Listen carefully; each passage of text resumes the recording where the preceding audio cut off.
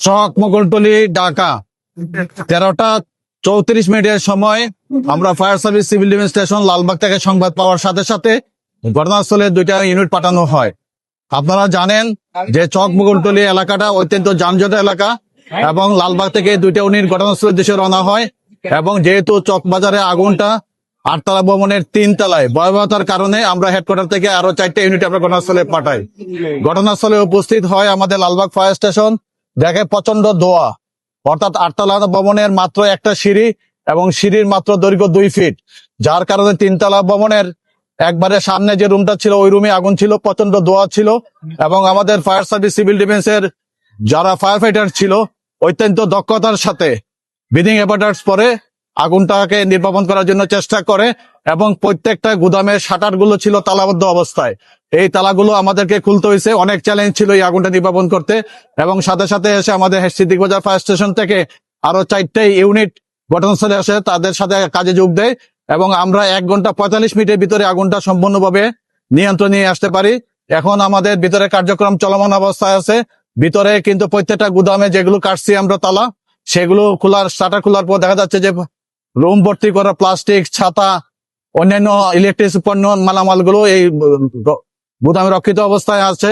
এই মালামালগুলো সরাতে হবে, সরাতে অনেক সময় লাগবে, যার কারণে আগুনটা নির্বাপন করতে অনেক সময় লাগবে।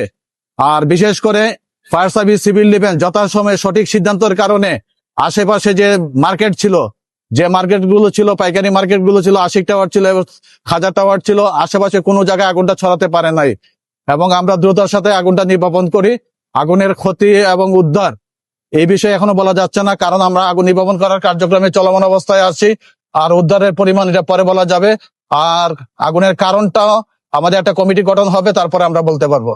আর চক বাজারে এর আগে বহুবার আগুন লেগেছে, আপনারা নিয়ন্ত্রণ আনার জন্য সর্বাত্মক চেষ্টা করেছে এবং এখানকার অনেক ভবনকে আপনারা নোটিশ দিয়েছে।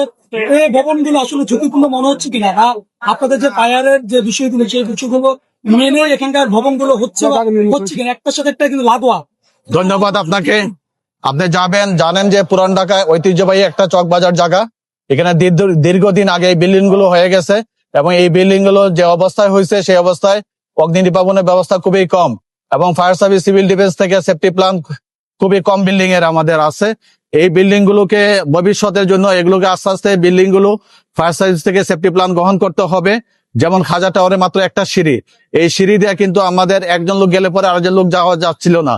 এটা চ্যালেঞ্জ মোকাবেলা করে আমরা অগ্নি নির্বাপন করেছি এবং এই এলাকা বাস্তব ক্ষেত্রে পুরান ঢাকা অত্যন্ত ঝুঁকিপূর্ণ। আরেকবার একটু জাস্ট বলে দিন কি কি অসঙ্গতি ছিল। অসঙ্গতি বলতে ফায়ার সার্ভিস সিভিল ডিফেন্সের কোনো অগ্নি প্রতিরোধ ব্যবস্থা ছিল না এবং রাস্তা এক্সিটের সমস্যা ছিল এবং বিশেষ করে যখন আমরা অগ্নি নির্বাপন করতে আসছি, আপনারা জানেন যে এই এলাকায় মানুষই সঠিকভাবে হাঁটাচলা করতে পারে না যানজটের কারণে, যার কারণে আমাদের সবচেয়ে বেশি ব্যাক পাইতেছে। ক্রাউড ছিল অনেক বেশি, আমরা যে গাড়ি নিয়ে দ্রুত প্রবেশ করব সেই রাস্তাঘাট গুলো পরিষ্কার ছিল না এবং আমাদের একটু সময় লাগছে আসতে, যেহেতু আমাদের যানজট ছিল। ধন্যবাদ সবাইকে। ধন্যবাদ ভাই। আমাদের